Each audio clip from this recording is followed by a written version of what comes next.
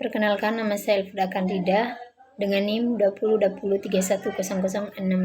Baik, di sini saya akan menjelaskan tentang teori pembangunan dunia ketiga.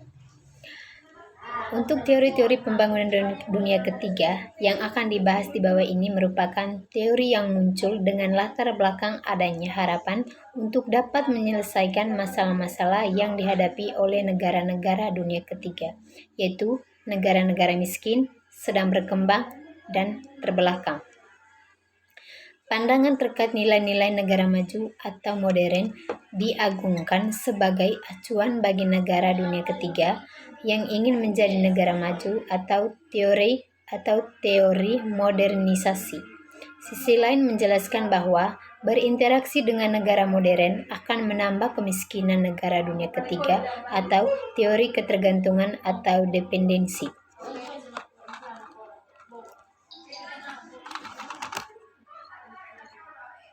Yang pertama itu untuk teori modernisasi. Menurut teori evolusi, modernisasi memiliki beberapa asumsi. Yang pertama, modernisasi sebagai proses bertahap. Yang kedua, proses homogenesis, artinya akan terbentuk masyarakat dengan karakter dan struktur serupa. Yang ketiga, terwujud dalam bentuk Eropanisasi dan Amerikanisasi, atau mengadopsi berbagai sistem yang dipakai oleh negara barat. Yang keempat, merupakan proses yang tidak bergerak mundur. Yang kelima, perubahan yang progresif. Yang keenam, memerlukan waktu yang panjang. Yang ketujuh, proses yang sistemik atau melibatkan perubahan hampir di segala tingkah laku sosial. Yang kedelapan, proses transformasi atau nilai-nilai tradisional harus diganti dengan nilai-nilai modern. Yang kesembilan, proses yang bersifat terus-menerus. Teori modernisasi memusatkan perhatian pada faktor-faktor yang menyebabkan ketergantungan negara dunia ketiga dengan negara maju, di mana faktor-faktor tersebut dilihat sebagai faktor internal negara dunia ketiga. Yang kedua itu,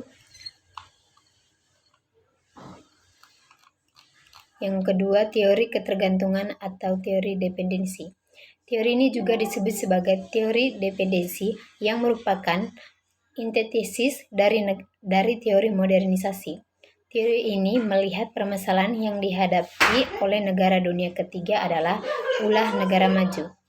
Negara maju telah melakukan hegemoni kekuasaan di bidang ekonomi, politik, sosial, dan budaya terhadap negara dunia ketiga. Teori Marx menjadi dasar pencetusan teori ini. Kelas proletar dikuasai oleh bourgeois dengan menciptakan ketergantungan. Beberapa asumsi terkait teori ketergantungan yakni, yang pertama itu, ketergantungan merupakan hal umum bagi negara dunia ketiga. Yang kedua, diakibatkan faktor luar atau di luar jangkauan politik ekonomi dalam negeri. Yang ketiga, surplus ekonomi negara dunia ketiga kepada negara maju. Yang keempat, bertolak belakang dengan pembangunan selama surplus ekonomi pindah ke negara maju.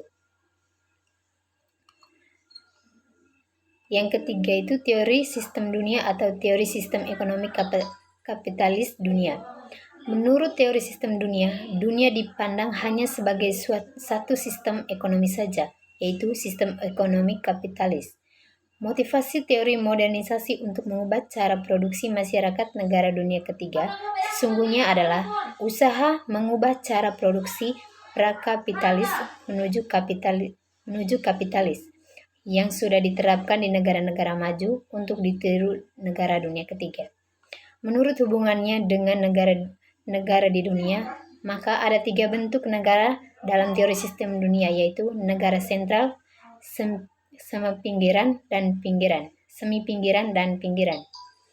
Negara sentral diposisikan sebagai negara yang melakukan eksploitasi terhadap negara sepinggiran dan pinggiran. Negara semi-pinggiran disebut sebagai salah satu model kesuksesan ekonomi yang faktanya masih bergantung pada negara sentral, sedangkan negara pinggiran menaikkan statusnya menjadi negara semi-pinggiran akibat keberhasilan perekonomiannya. Ketiga bentuk negara semua berorientasi sama untuk mencapai menjadi negara sentral.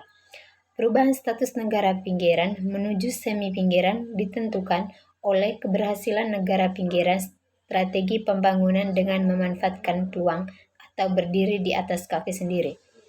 Dan perubahan status negara semi-pinggiran dengan perluasan pasar dan penggunaan teknologi. Bahkan negara semi-pinggiran dibutuhkan dalam mengatasi disintegrasi sistem dunia atau antara negara pinggiran dengan negara sentral. Sekian dan terima kasih.